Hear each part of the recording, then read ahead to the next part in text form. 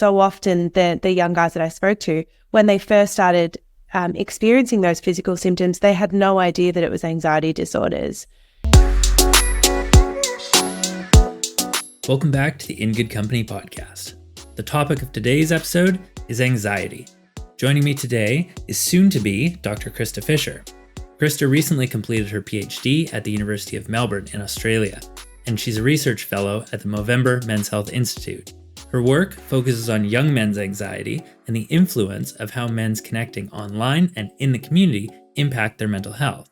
I want to talk to Krista about men's experience with anxiety and why re-establishing old connections can be just as anxiety-inducing as talking to a complete stranger. Welcome to the In Good Company podcast, Krista. Thank you for joining me. Thanks for having me. So maybe just start off and tell us a bit about yourself and the work that you do for Movember. Yeah, sure. So I'm Krista. I have a PhD almost. It's still under examination, but I'm confident when this comes out, hopefully it will be all conferred and completed. But I have a PhD in young men's mental health. I've studied at University of Melbourne with two of my supervisors, Dr. Zach Seidler and Professor Simon Rice. And so a lot of my research has really looked at young men's anxiety and trying to understand their experiences and then map their pathways through to help seeking in community and also emergency health contexts. But yeah, as you mentioned, I've just taken up a research fellow position at Movember. So as part of the Movember Institute, which now Professor Simon Rice is heading up and leading. And so now my position at Movember is sitting across and leading some of our young men's health research projects under the Movember Institute there. Amazing. So young men, a major focus for you. What age-ish do you consider young men? So for the purposes of my research and my PhD, I classified young men as 15 to 25. And that was, I guess, trying to mirror the clinical services and their eligibility criteria for what they classify young people as. But at Movember, I've been trying to think about expanding that age criteria a little bit more to talk about boys and early adolescence, so from 12 upwards. And that 25 cutoff is kind of a bit harsh. I'm 30 and I still feel like a young adult. So, I think, yeah, there certainly is a lot of flex in how we use and throw around the term adolescent. Yeah. So, we talk about common mental health challenges, right? And the first thing that people often think of is low mood, feeling down, feeling depressed. Anxiety isn't necessarily one of those topics that gets brought into the conversation, at least not as common as depression does. So, we've all been anxious in the past before, but what is the difference between feeling nervous and anxiety? Yeah, I think that was like exactly why I wanted to focus on young men's anxiety. So when I was doing a lot of reading to get my head around young men's mental health, I noticed that there was such a focus on depression and suicidality in young men, and rightly so, because they're, very critical and important issues. But really, it was kind of startling and surprising to me that we hadn't done the effort to really understand and unpack anxiety when it is the most common mental health condition experienced by young men globally. And so I think the reason why that's the case is that there can be this stereotype or connotation that anxiety disorders particularly aren't as serious or have the weight of impact and severity as what things like depression and suicidality do. Anxiety is a unique risk factor for developing long-term mental health issues. And even in and of itself, it can be debilitating for some people. It can control their whole life, impact so many things from a social perspective, the ways that they work and engage in school. I think the last question that you said around, well, everyone's been anxious and how is that different, is that is the really unique thing about anxiety, is that it can be an emotion that kind of comes and goes, and a normal, necessary and important part of human functioning. Sometimes we need to know that an event or a particular stimulus might elicit that fear or anxious response. But when it becomes so debilitating that it begins to impact someone's day-to-day functioning, how they're interacting with other people, and the impacts that it starts to have on their broader worlds grows and grows. Yeah. It's one of those things that, reflecting on, I think, is important around what those experiences are for people. Because for the vast majority of people, they may not have a diagnosis, a formal diagnosis, right? And so some of these symptoms cross many challenges that guys have, and you don't necessarily need to kind of fit into a box of like, well, I have this or I have this. People experience challenges all the time, right? And that can manifest in poor sleep, right? Which can make you more irritable, right? So there's a bit of a chicken and the egg of, which comes first, which is causing which. And to some extent, it doesn't matter. But I think what I find most striking, perhaps, is how common it actually is, right? I mentioned how the first thing we often think of is low mood. And if we look at the statistics, it's, correct me if I'm wrong, about 1 in 8 men will experience depression in their lifetime, and about 1 in 5 will experience anxiety. Is that right? Yeah, it's about 1 in 5. I think it does vary a little bit country to country, but typically in Western countries, it's 1 in 5. Yeah. Interesting. What causes difference by country? Is it cultural, sociocultural factors?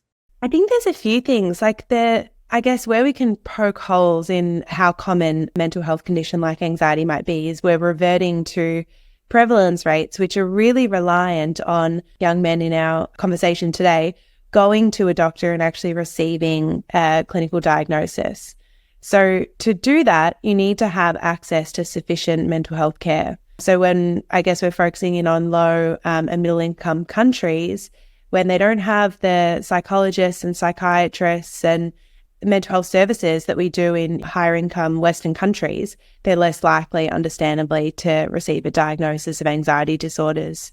Things like psychosis or substance use, even rates of admission into mental health facilities, we have a little bit more kind of reliance on that because typically it's meeting that acute threshold, so we can have a bit more confidence in the reporting. But again, for something like anxiety disorders, which still in Western countries so often fly under the radar and people may not go and access mental health support, it's certainly maybe not the most reliable source of our ability to accurately capture how widespread something like anxiety disorders are. Mm-hmm. And I often work in the realm of day-to-day health promotion, right? What these experiences feel like.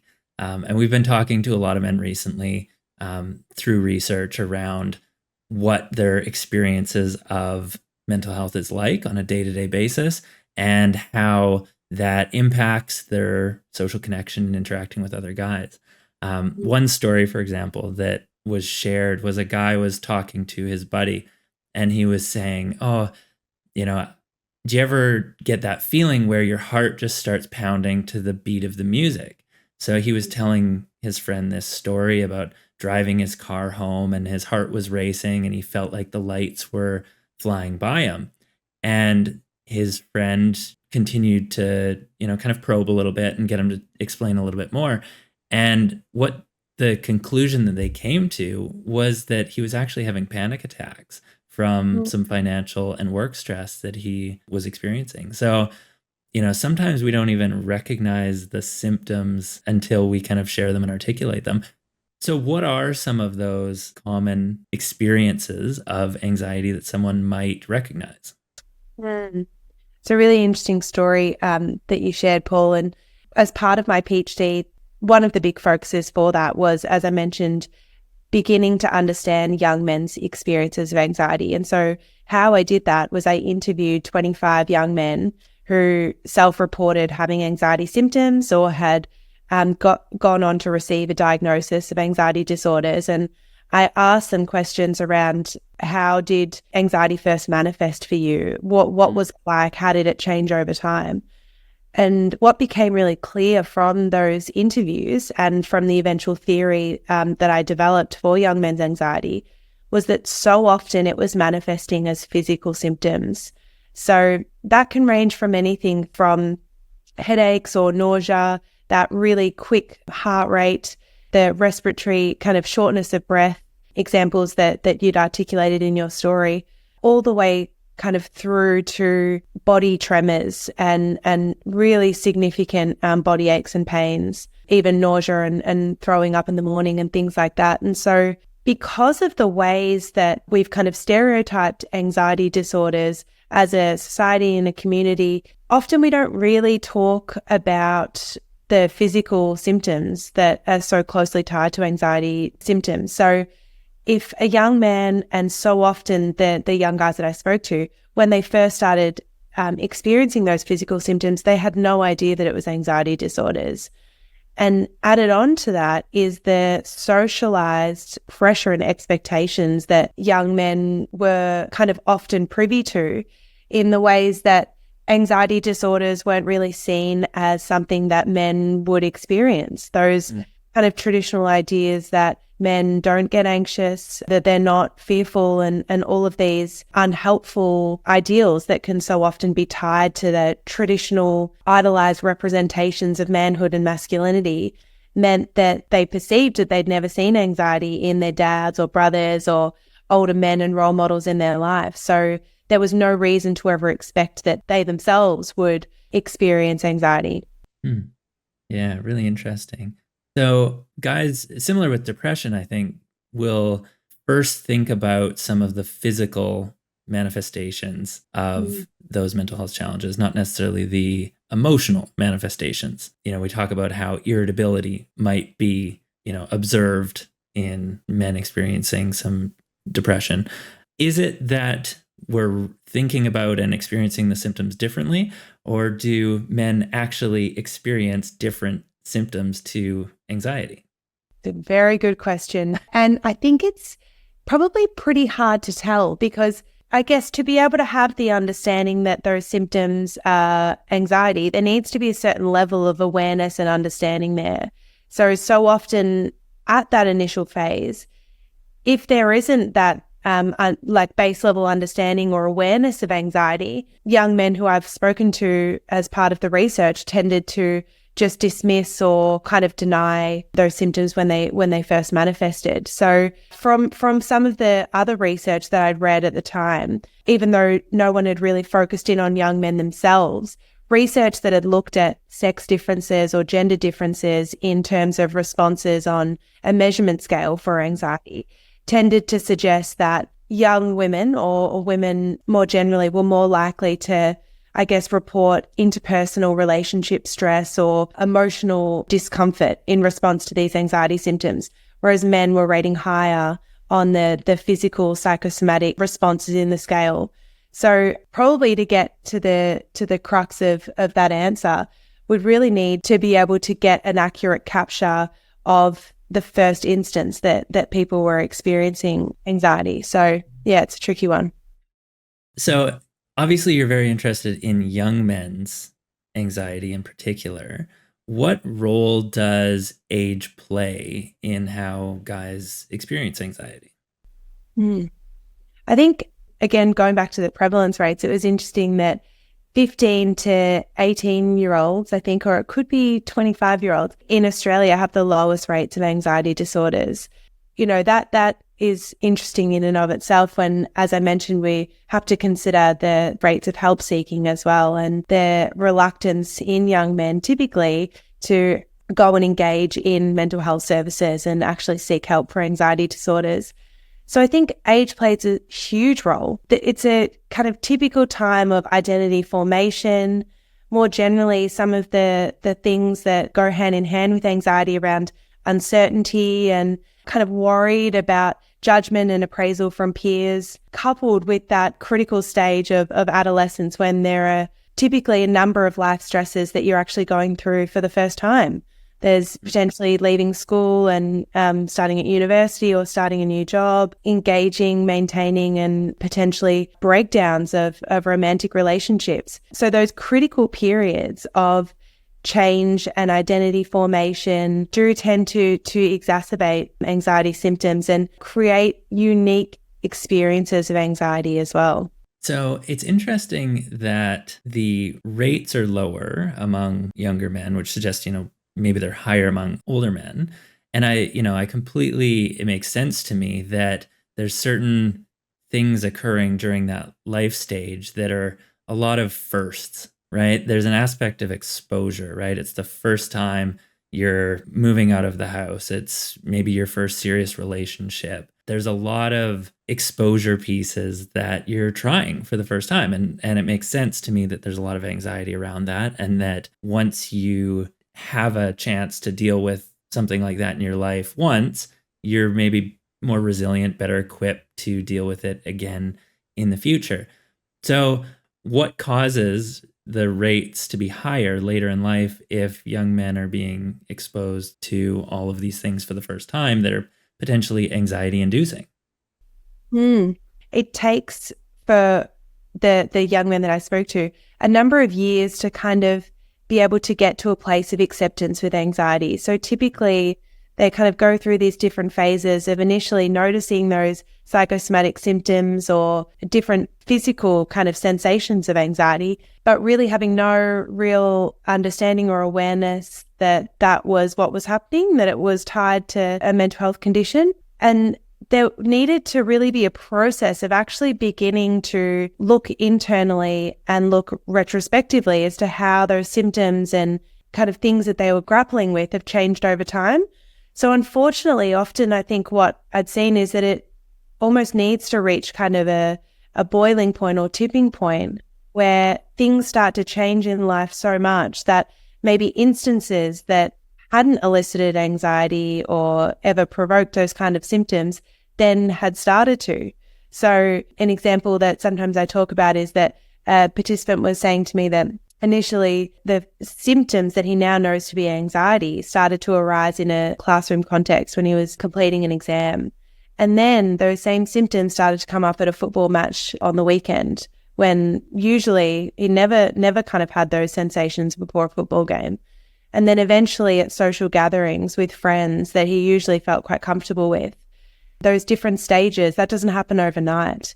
Often it was kind of a compounding effect that then ultimately led young men to notice or reach that point where they started to notice that something had changed, that something wasn't right. So unfortunately, and hopefully, the work that I guess collectively we're doing to bring more awareness to the issues that young men are facing, too often it takes crisis point to actually then look back internally and see how things might have reached this crisis point, or to become linked in with and engage with mental health services. Mm-hmm. So you mentioned the relationship piece there, right? How they started experiencing some of those symptoms with friends. So I'm really curious about this role of social connection. It's obviously a major theme of the podcast and of the work that we do around, how guys connect with each other, how they support each other.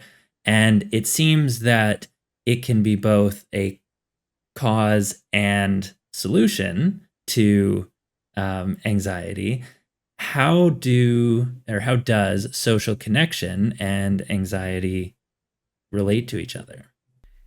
I think social connection is critical, especially so anxiety disorders, it can have subtypes as well. One subtype of anxiety disorders is social anxiety disorders. And so that is really focused on, I guess, concerns and hyperfixation around negative appraisal from peers and family and anyone who the person is socially interacting with. So sometimes what can happen with anxiety disorders is that we get so fixated on how other people are responding to or judging or engaging with us. So when we take young men in particular, as we've discussed, there are so many different things going on in their worlds.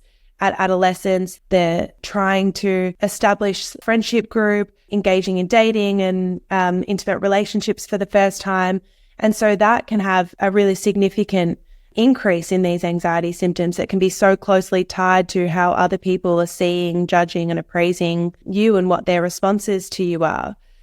But unfortunately, the nature of anxiety disorders can sometimes mean that then young men lose that sense of social connection with others that they're so desperately wanting and desiring. So the, I guess, attempt to minimize those symptoms by distancing yourself from others or trying to not put yourself in those situations, like potential judgment from peers or saying the wrong thing to a girl that you might be interested in, that then means that you're losing that opportunity to connect with others and to be able to sustain and maintain those relationships that are so important to actually reducing those symptoms when they do arise. So it can really have a kind of unfortunate cyclical effect. Yeah, there was some interesting research that caught my eye out of Simon Fraser University, which is in Canada. And they were looking at what people's perception was of reconnecting with old friends. And we talk a lot about how guys might lose touch over time. And one strategy is to reconnect with some of those old buddies, or make new friends, right? Talking to strangers, essentially, which can be quite daunting. But what the research found was that people are just as hesitant to reach out to an old friend as they are to start a conversation with a complete stranger, which I found really interesting. So in the study, 90% of participants reported that they had lost touch with someone over time, and their reasons that prevented them from reaching out again included things like a fear of rejection or the potential for awkwardness, or they just felt guilty about not staying in touch. And so it wasn't that people didn't want to reconnect, right? The participants believed that their friends would respond positively, but they still had a number of barriers that made them less willing to take action. And I think what's particularly resonates with me is that a lot of the participants wanted to hear from their friends. They wanted them to reach out again and reconnect, but they still weren't willing to reach out themselves. And we talk a lot about that with some of the work that we've been doing with guys. Is a lot of them want stronger connections. They want deeper, meaningful connections with their buddies, but they're wishing and hoping that their friends would reach out to them rather than them having to reach out. So we get kind of this stagnation, this inaction of everybody's sitting there in anticipation, like, oh, I hope I get invited to do something, but nobody's pulling the trigger to actually start that interaction. Just wondering from your experiences and your conversations with guys, how do you explain those findings? Is that a common experience? Yeah, I remember reading that study when you sent it to me. It's so interesting. And I guess the findings in and of itself weren't gender specific, but I personally can resonate with that so much. It's like that feeling of wanting to reconnect, but then it gets put in the too hard basket, I think sometimes, or it's a real coupling of the shame and guilt of not reaching out, and then that getting worse and worse every time, every week, every month that you don't connect with an old friend, and also the desire not being fulfilled.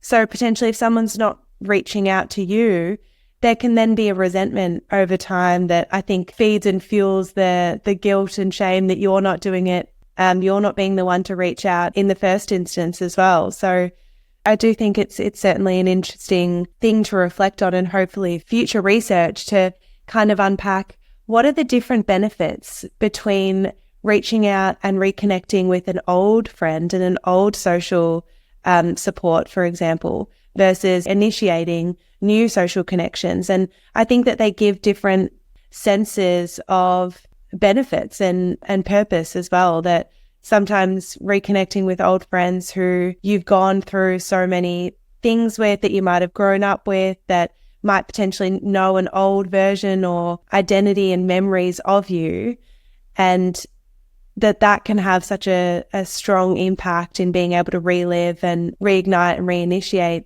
those connections versus meeting a new person who is then getting a totally new conceptualization of the person that you are when you do meet and initiate those relationships with them. So I think another big part of this conversation and this question is around what we define reconnection as. And sometimes I think for young men, it's so hard to know how to go about reinitiating those reconnections, because for young women, we can go, well, I mean, men can as well, but I think so typically our friendships and social connections center around going for a coffee, or I know with my friends going for a wine and going to the gym together. And typically for young men, it does center around risky behaviors like drinking and like going to the footy and male-dominated or male-centered activities.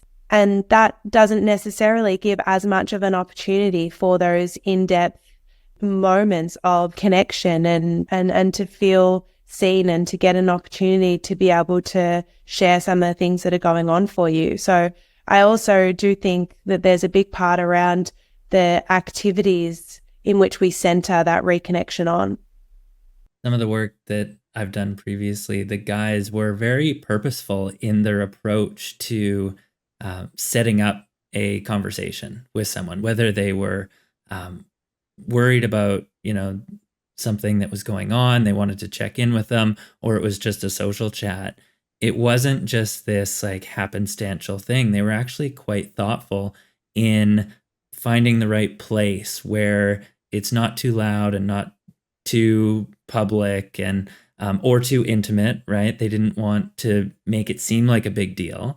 So it was kind of finding the right moment to share a bit more of themselves or ask a question so that the person wouldn't take offense to that.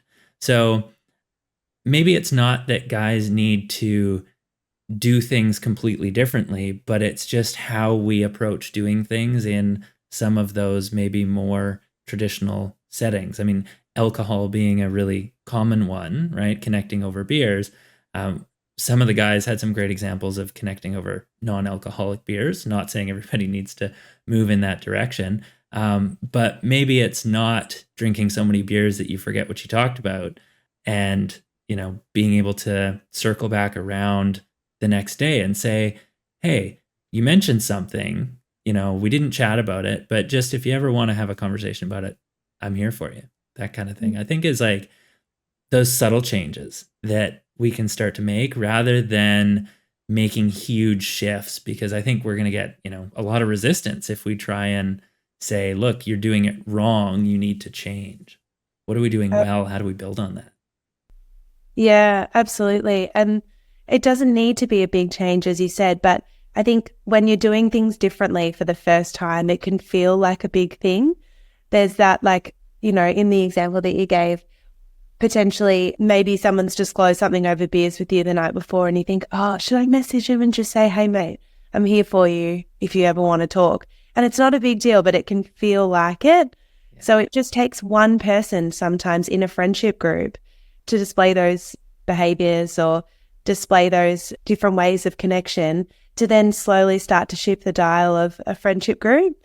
I loved, it was a TikTok trend that was going around a little while ago where a guy was talking about he wanted to start something with his friendship group. I think it started over COVID, but what they do is do Wednesday check-ins in their friendship groups. They've got a WhatsApp group, and one of them one day just videoed and did an update of what's gone on for him throughout the week and sent it in the WhatsApp group. And now all of their mates do a Wednesday check-in, they film a video and they send it to the boys to connect with them. So it doesn't have to be big things, but it can just be small moments of connection that then shift the whole friendship dynamic. And when we're talking about adolescence as well, and then going into adulthood, for men, so many things change in that time. Maybe the whole form of connection from a friendship group did initially start over beers and parties and bars, and then as you get a bit older, you might have a partner, and your friend might have a partner that then start to slowly change the friendship dynamics, and those places and spaces that form the places of connection change. So it might not be a bar, it might be at a house that you bought and you're going over for tea or something. And the friendship does change over those different life stages and phases as well. So I want to come back to something you said before around the social anxiety piece. And I think there's a lot of internal dialogue and questioning that can go on of like, oh, should I send the message? And then, you do send the message. Did I say too much? Am I bothering them? Right. And you get varying responses, and there's a lot of nuance and dynamic that goes on.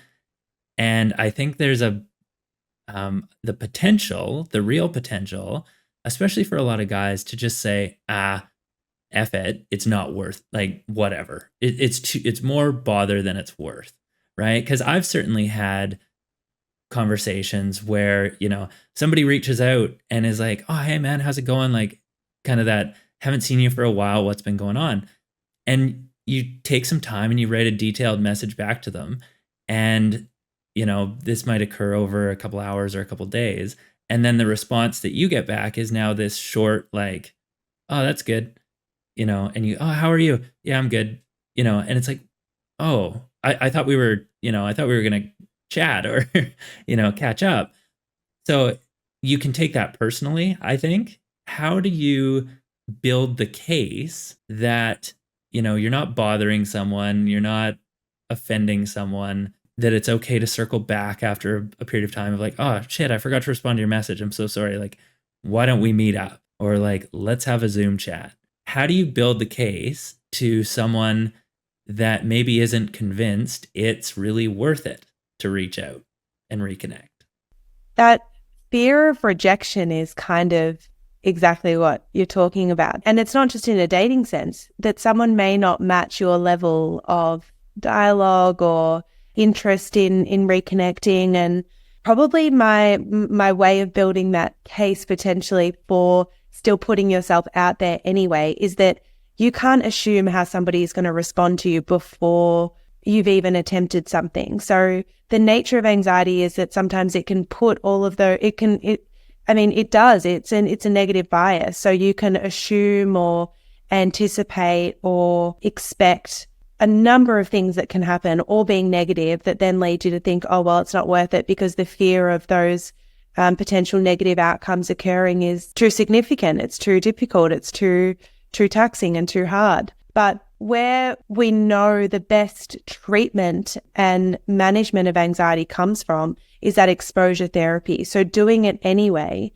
And even if you reached out to your mate and he doesn't reply for 4 days and then is like, sends back a half-assed good, it's really disappointing and it's hard. But there's a sense, I think, that you can be proud and feel satisfied in the fact that you were the one who reached out. And it's very difficult to know what's going on in somebody else's life and world. We're so good as people at tell ourselves that it's personal, and it's 9 times out of 10 not. And for your mate that you've reached out to, even if he's not in a place of potentially wanting to reconnect at that moment, in a month's time, if something happened and he was really down in the dumps, you could be the first person that he goes to and turns to. So I think that even if in those moments that we're reaching out for reconnection, if we don't get the response that we were after, it doesn't mean that it's not going to come one day. Yeah, I like that idea of practice makes progress rather than practice makes perfect. You be the change that you want to see, and not everything is going to be a home run, whether it's a new connection that you're making or reaching out to someone that you've known previously.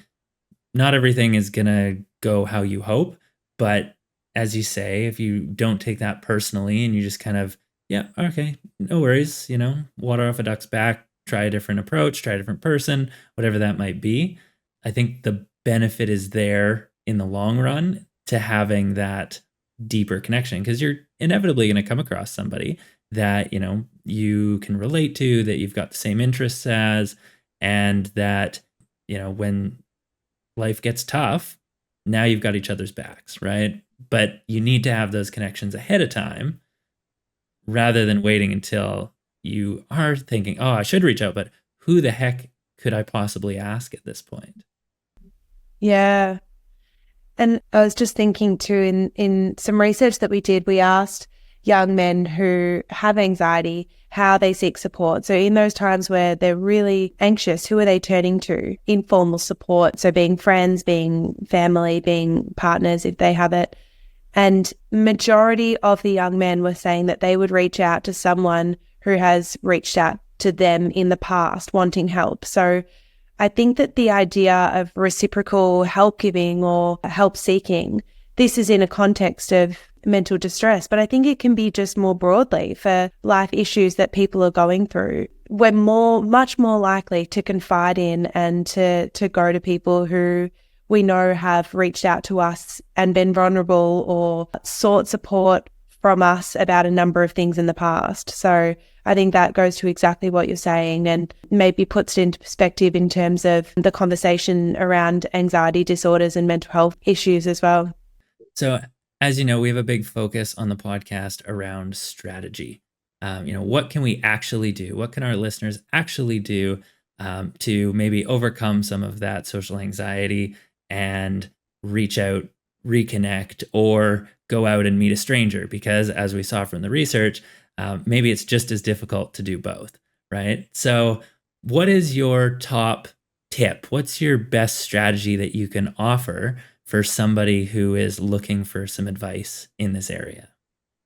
I think probably in line with maybe the conversations that we've had today is I would like to challenge the listeners in a setting of social connection where they feel those voices come up and say, it's too hard to respond, or it's too hard to reach out to that friend, or it's too hard to say the thing that I feel like I need or that I want support from, to try and push through and do it anyway. Because by strengthening that muscle to be able to listen to the anxiety and sit in that distress and the potential physical symptoms when they arise, to strengthen that muscle and push through and do it anyway, the more and more that we can strengthen that muscle and that we can still do the thing that we want to do, even in the face of anxiety, the better we're going to be for that.